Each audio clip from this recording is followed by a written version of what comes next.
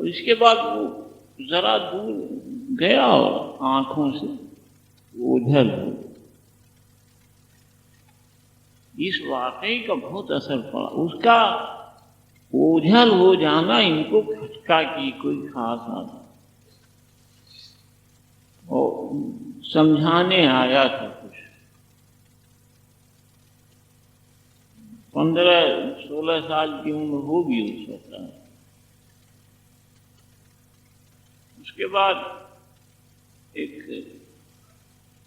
اڑک سی دن میں بیٹھ گئی. دنیا اور اس کے انجام کے بارے میں سوچنا شروع کیا. زیادہ وقت عبادت میں لگنے لگا. رات کے وقت ایک دن کچھ دنوں کے بعد جاگ رہے تھے اور عبادت میں مصروف تھے. اپنی چھت کے کونے پہ کچھ دور ایک آدمی دکھائی دیا. حیرت ہوئی کہ اتنا پہرا ہے اور پھر ایک آدمی اجنبی نظر آ رہا ہے. چھت پہ آ گیا, اس کے قریب گئے, پوچھا کہ بھائی یہاں کیا کام ہے, کس لیے آئے ہو, کس طرح سے آئے ہو؟ اس نے کہا کہ ہم اپنا اونٹ ڈھونڈ رہے ہیں. کہ تمہارا اونٹ ہماری چھت پہ جا رہا ہے, یہاں کہاں اونٹ ہے؟ تو کہنے تم اپنے محل میں آسمان والے کو ڈھونڈ رہے ہو, تو یہ کون سی عقل ہے؟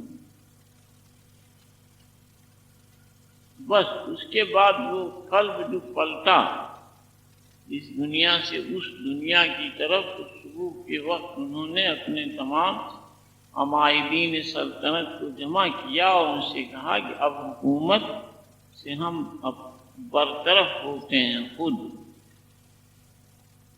کسی ایک وزیر کو جس پہ اعتبار تھا, نہایت عقل مند دانا بینا قسم کا, اس کی حکومت سپرد کر دی کہ اب تم دیکھنا ہے, اور خود باہر نکل دی.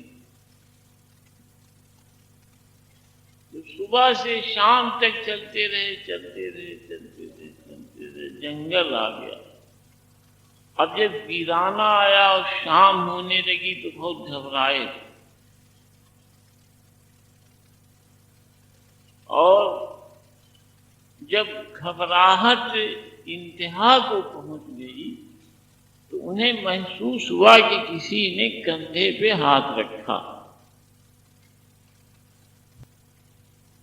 تو گھوم کے دیکھا تو وہی صاحب کھڑے تھے جو چھت پہ آئے.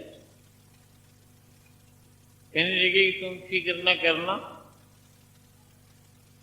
تمہیں وہاں سے نکالنے آئے تھے, ہم خضر ہیں, کسی چیز کی ضرورت ہو یاد کرنا ہمیں, ہم فوراً لے آئیں گے. کسی قسم کا ڈر خوف لگے فوراً کہنا بتانا, اس کا انتظام ہو جائے گا. بے فکر ہو گئے. نکلنے تک کی بات تھی, اس کے بعد انتظام غیب سے ہوتا ہے. اگر مکمل ارادہ کر کے آدمی نکلا اور بس اس ارادے کے کرنے تک میں آدمی ہچکچاہٹ میں رہتا, ان چیزوں کو نہیں چھوڑ پاتا جو اس سے لپٹی ہیں یا جن کے بارے میں وہ محسوس کر رہا ہے کہ یہ اس کی زندگی کے ساتھ اس طرح جڑی ہوئی ہیں یہ چیزیں کہ اگر یہ ٹوٹ جائیں گی اور چھوٹ جائیں گی تو اس کی زندگی ختم ہو جائے گی. یہ اسے ڈر ہے, یہ اسے خوف ہے. اگر تو وہ ارادہ نہیں باندھ پاتا. جس طرح سے حضرت ابراہیم ادہم نے باندھا, وہ چھت پہ آتے, کہتے, یہ سنتے, رات بھر سوچتے اور صبح کے وقت یہ فیصلہ کرتے کہ ارے بھائی ہاں کہاں جاؤ, چھوڑنا کیا, یہیں سب دیکھتے رہو, اسی حالت. تو ذات جو چاہتی تھی وہ مقصد نہ پورا ہو. یہ وہ برگزیدہ ہستیاں ہیں کہ جن کے بارے میں غیب سوچ رہا ہے، جن کے بارے میں غیب سوچ رہا ہے. انتظام وہاں سے ہو رہا. پیدائش سے لے کر اور اس وقت تک، جب تک کہ وہ محل چھوڑ کے نہیں نکلے، ان کو نہیں معلوم ہے کہ کیا ہونے والا ہے، یا اس کے بعد وہ کس انجام کو پہنچیں گے، انہیں کیا مراتب روحانی عطا کیے جائیں گے، اس کے بارے میں انہیں کچھ معلوم نہیں. ترتیب کے ساتھ ایک چیز اوپر کی طرف اٹھ رہی ہے. بچہ جوان ہوا، اس کے ساتھ دنیا جڑی، اس نے دنیا کو دیکھا، سمجھا، اسے برتا، یہاں کے ٹھنڈا اور گرم سے گزرا. زندگی کیا ہے، موت کیا ہے، اس کے بارے میں اس نے سوچا اور سمجھا. اس کے بعد کیا ہے، اس دنیا کے آگے بھی کوئی دنیا ہے، اس کے بارے میں جاننے کے لیے تیاری کی، کوشش شروع کی. قیمت جو چیز آنکھ کے سامنے ہے اس کی زیادہ ہے، جو چیز غیب میں ہے، نظر نہیں آتی، اس کی قیمت نہیں بنتی.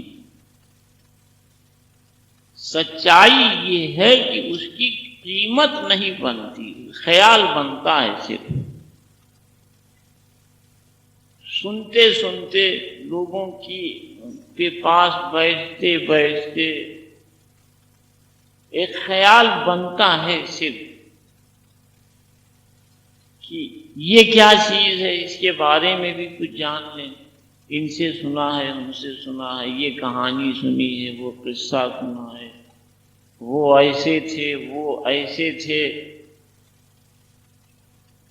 کچھ پانے کی خواہش کہ ان کے ساتھ ایسا تھا کہ ہاتھ اٹھا دیا تو آسمان سے چیز آ گئی. جس چیز کی خواہش ہوئی وہ پیدا ہو گئی. جو زبان سے نکل گیا وہ پتھر کی لکیر بن گئی. ہر طرف وہی خواہش، اور اس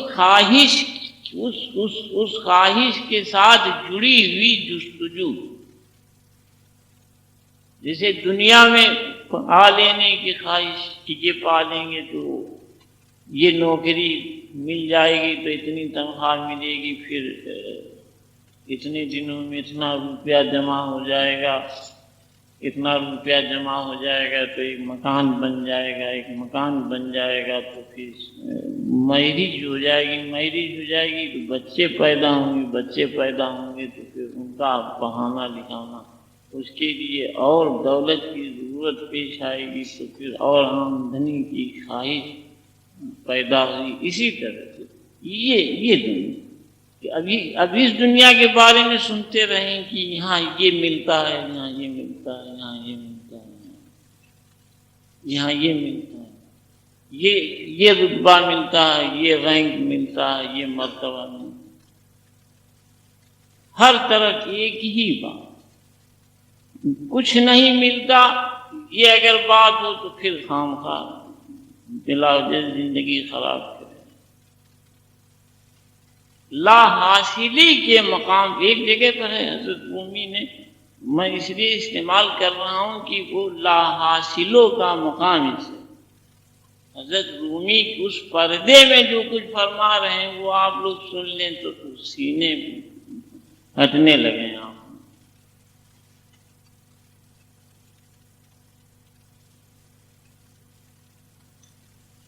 مٹنے کی نہیں خواہش ہے، فنا کی طرف بڑھنے کی نہیں خواہش ہے. وہی زندگی جو یہ روزمرہ کی جس میں جی رہا تھا آدمی، یہ پا لیں وہ پا لیں، یہ ہو جائیں وہ ہو جائیں۔ اگر مان لیجیے کہ اس زندگی میں کسی بڑے مرتبے کو نہیں پہنچ سکے تو اب وہ خواہش دوسری طرف لوٹ گئی، روحانی زندگی سے جڑیں تو یہاں شاید کوئی مرتبہ حاصل ہو۔ ایک پیچ در پیچ ہے جو لپٹا رہتا ہے آدمی سے، اور وہ اسے ان سچائیوں تک نہیں اٹھنے دیتا جس کی ضرورت ہے۔ خواہشوں کے ساتھ لپٹی ہوئی زندگی وہیں تک روک لیتی جہاں تک خواہشیں ہیں، اور پھر ایسی خواہشیں کہ اگر اس کے حصے کی نہیں ہیں تو پھر وہ پوری زندگی عکارت ہو گئی۔ جیسے اس زندگی میں میڈیم کوالٹی کا آدمی جب اڑکپن کا خواب دیکھتا ہے تو زندگی بھر سوائے پریشانی کے اس کے حصے میں کچھ ہاتھ نہیں۔ اسی طرح ہے اس زندگی میں جس کے حصے میں، جس کے مقدر میں روحانی بلندیاں نہ لکھی گئی ہوں، یا جس کے لیے حکم موجود نہ ہو، وہ اگر سوچ رہا ہو تو انتہائی ذلتوں میں گرفتار ہوگا۔ تو میں بتا یہ رہا تھا کہ حضرت ابراہیم بن ادہم ان ہستیوں میں ہیں جن کے لیے بلندیاں، اونچائیاں مقرر ہیں غیب میں، انہیں چاہنے کی کوئی ضرورت نہیں، انہیں اس کے بارے میں سوچنے کی ضرورت نہیں، اس کے لیے فکر کرنے کی ضرورت نہیں۔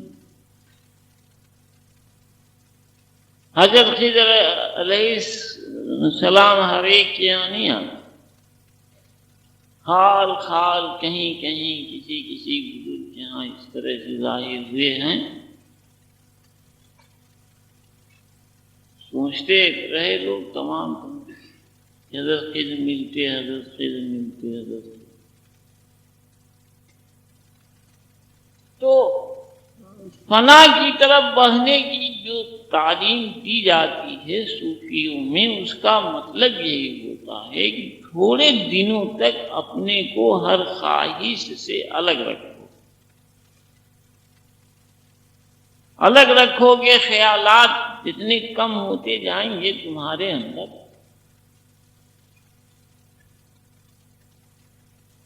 اتنی زیادہ گنجائش ہوگی غیب کو اترنے کی، تمہارے ساتھ جڑنے کی، اور جتنا تم اپنے کو گھیرے رہو گے ہر وقت کسی نہ کسی اندیشے کے ساتھ، خیال کے ساتھ، اپنی ترقی کے ساتھ، اپنی بہبودی اور بہتری کے ساتھ کسی بھی خیال سے جب تک اپنے کو جوڑے رہو گے تب تک ایک جگہ سمٹے رہو گے،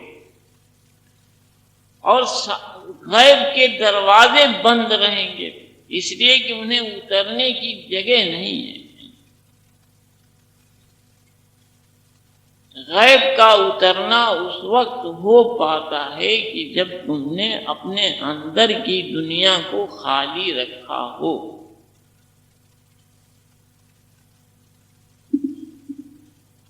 بہت دھیان سے سنیے گا، میں ہر سچائی بیان کرتا ہوں، کچھ بھی لاگ لپٹ کی بات نہیں رکھتا کہ تاکہ کوئی شخص دھوکے میں نہ رہے۔ اگر گزارے تو اصلی زندگی ہو،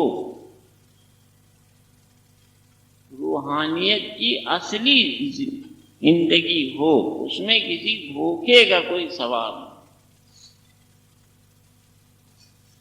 تو جب خواہشوں سے خالی جگہ ملتی ہے تب غیب کا نزول ہوتا ہے۔ وہ روح جس کو آپ بہت آسانی سے فرما رہے تھے کہ اتر آتی ہے، آ گئی، اتر گئی۔ مدت تک بھی اس کی دہائی تب اس نے انعام کیا کہ مانے یہی ہیں۔ اب دہائی دینے والا لگاتار دہائی دے رہا ہے، چاہے اس کو پہلے دن کچھ ملا یا نہ ملا، دوسرے دن کچھ ملا نہ ملا، تیسرے دن کچھ ملا نہ ملا، اب چوتھے دن ملا نہ ملا، برس 2 برس ملا نہ ملا، 4 6 برس ملا نہ ملا، 10 20 برس ملا نہ ملا۔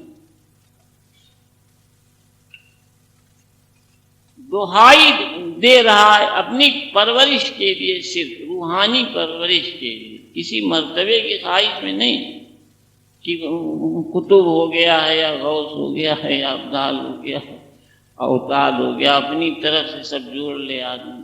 آج ہم یہ ہو گئے ہیں، کل یہ ہو گئے ہیں، خواب میں آئے تھے یہ بتا گئے ہیں، خواب میں آئے تھے یہ بتا گئے۔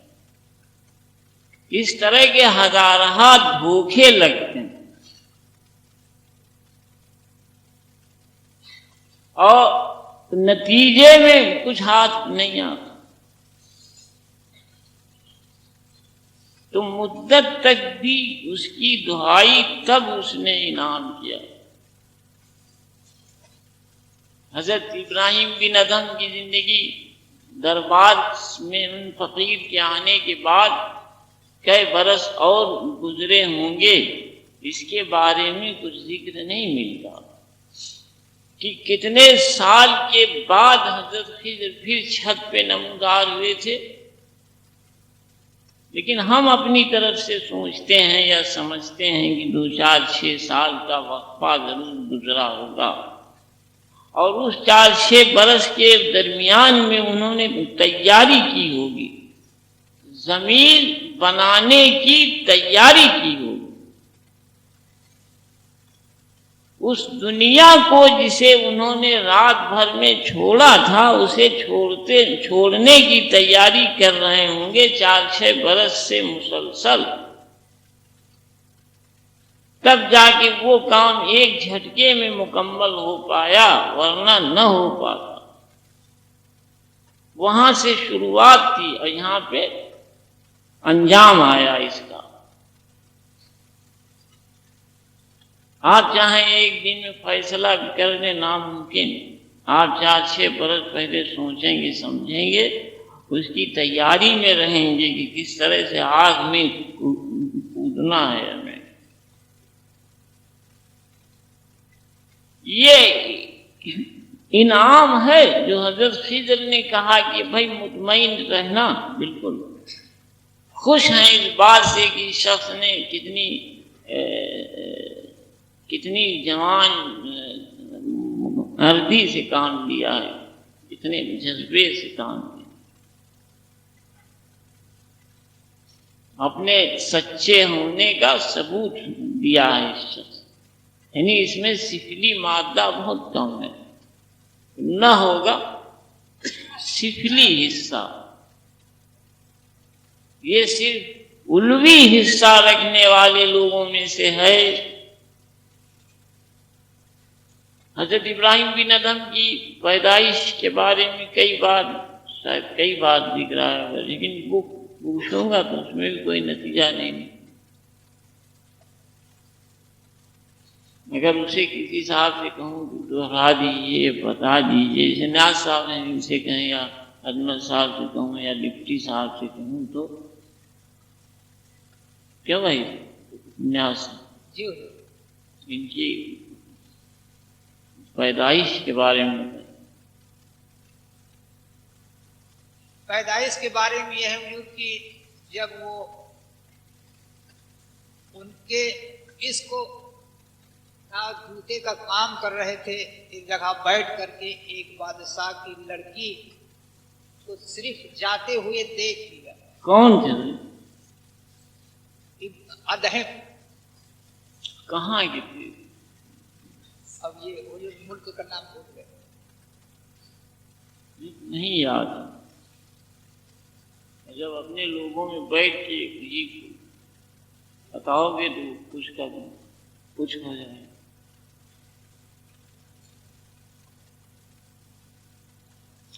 جرم ہے نا، میں ابھی یہ بتا رہا تھا، کئی بار سن لیں آپ لوگوں کے دماغ میں کچھ رکتے ہیں کہ جس بزرگ کا تذکرہ ہوتا ہے اس کی روح غیب سے مخاطب ہو کے سنتی، اپنے سلسلے میں تو سنتی ہی، اپنے سلسلے سے مطلب کہ جہاں اس کا سلسلہ قائم ہے، جسے چشتی سلسلہ زمین پہ جہاں قائم ہو اور وہاں اس کا ذکر ہو رہا ہو تو وہ روحیں سنتی، بہت باقاعدہ سنتی۔ اندھوں کی بستی ہے، آپ لوگوں کی سمجھ میں بالکل نہیں آئے گا کہ وہ سن رہی ہیں یا نہیں سن رہی ہیں۔ اس لیے جب شروع کیا جاتا ہے کسی بزرگ کا کوئی قصہ، کوئی واقعہ، تو نہایت ادب کے ساتھ، قلب کے اندر نہایت ادب رکھ کے شروع کیا جاتا ہے، اور پہلے سے تیاری رہتی ہے کہ کوئی واقعہ کہیں سے غلط نہ جڑ جائے۔ ایک بادشاہت میں جہاں پہ حضرت ادہم آ کے رکے تھے، اس کے بغل میں ایک دوسری ریاست تھی، دوسری بادشاہت تھی، وہاں کے شہزادے تھے۔ باپ بیٹوں میں کچھ نااتفاقی ہو گئی اور جھگڑا بڑھ گیا، جسے یہ برداشت نہیں کر پائے اور اس ریاست سے نکل کے اس ریاست میں آ گئے۔ اپنے کو چھپائے رکھنے کے خیال سے یا اس خیال سے کہ روٹی روزی کا کچھ کام چلتا رہے، موچی کا کام شروع کیا، سڑک کے کنارے بیٹھے۔ شہزادی اس ریاست کے بادشاہ کی ایک دن پالکی سے یا کسی سواری سے گزری، انہیں دیکھ لیا اور ان سے عشق ہو گیا۔ رات دن اس کے خیال میں، رات دن اس کے خیال میں، رات دن اس کے خیال میں، قریب برس، 1.5 برس اس طرح سے گزرے۔ ایک دن دیکھا ایک جنازہ، اس کے ساتھ بادشاہ بھی موجود اور سلطنت کے تمام بڑے لوگ موجود، تو کسی سے لپک کے پوچھا کہ یہ کس کا جنازہ ہے؟ تو اس آدمی نے کہا کہ بادشاہ کی شہزادی کا انتقال ہو گیا۔ انہوں نے کہا کہ کیا ایک ہی تھی؟ انہوں نے کہا ہاں ایک ہی تھی۔ ان کو یقین ہوا کہ انہی کا انتقال ہوا، اور نہایت بے چین میں اسے پھینک پھانک دیا اپنا سامان، اور اس جنازے کے پیچھے پیچھے خود روانہ ہو گئے۔ قبر کھودی آ چکی تھی، وہ قبر میں اتار دی گئی، مٹی دے دی گئی، سب لوگ لوٹ گئے، یہ وہیں رکے رہے۔ شام جب ہوئی تو کہیں سے پھاوڑا لے آئے، لا کے قبر کھودی اور پورا جسم اٹھا کے اپنے یہاں لے آئے گھر اندھیرے۔ ان کا دل یہ کہہ رہا تھا کہ ان میں زندگی کے آثار ہیں۔ ایک کوٹھری تھی، اس میں قیام رکھتے تھے، وہ جو کچھ پہنایا ہوا تھا اسے اتار دیا، اور ایک چادر اپنے گھر کی صاف نئی رکھے ہوئے تھے اسے اوڑھا دیا جسم پر، اور اس تلاش میں نکلے لالٹین لے کر ہاتھ میں رات کے اندھیرے میں کہ کہیں لوگوں سے پوچھیں کہ کوئی حکیم بہت زبردست اگر اس جگہ پہ رہتے ہوں ان کو لے آئیں۔ غیب کا انتظام ہے، آپ لوگ سمجھ نہیں پاتے کہ کس طرح سے کیا کیا چیزیں ایک دم سے آ جاتی ہیں۔ جب کسی کام کی طرف آسمان رجوع ہوتا ہے تو کتنی چیزیں اکٹھا ہو جاتی ہیں ایک دم سے۔ پوچھتے اس محلے سے اس محلے، اس محلے سے اس محلے، پوچھتے پھر ایک بھائی کوئی حکیم ہو تو بتائیے کوئی حکیم، لوگ جائیں یہاں۔ ایک جگہ پہنچے، سرائے تھی، اس کے باہر رکے، کسی سے پوچھ رہے تھے کہ بھائی کوئی حکیم ہو یہاں تو اس آدمی نے کہا کہ ابھی ایک صاحب تشریف لائے ہیں، بزرگ ہیں، بہت زبردست درویش ہیں، ان کا بڑے نامی گرامی اس شہر میں تشریف لائیں، اسی سرائے کے اندر۔ ابھی ابھی آئے. وہ جب اندر داخل ہوئے اس سرائے کے تو اس کمرے کے اندر وہ لباس تبدیل کرنے کی تیاریوں میں تھے. انہوں نے بہت عاجزی سے عرض کیا. صاحب باطن نہایت بلند مرتبے کے فقیر غور فرمایا انہوں نے تو ان کی طرف رجوع ہوئے، مخاطب ہوئے. انہوں نے بہت عاجزی سے عرض کیا کہ ایمان ہے تو ہمارا، اسے آپ دیکھ لیتے پڑا رہے.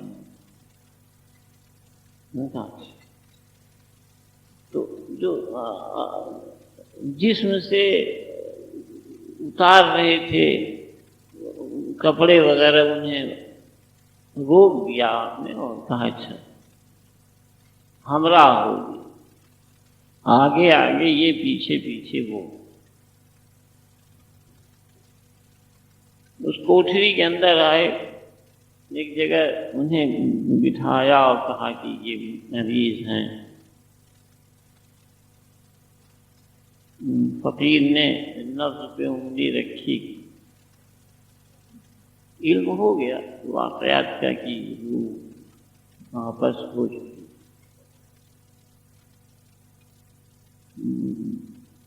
مراقبے میں بیٹھ گئے، عرض کیا کہ کچھ مہلت اور دی جائے اس روح کے لیے. 5 سال کا وہ ایک دم سے بیٹھ گئی،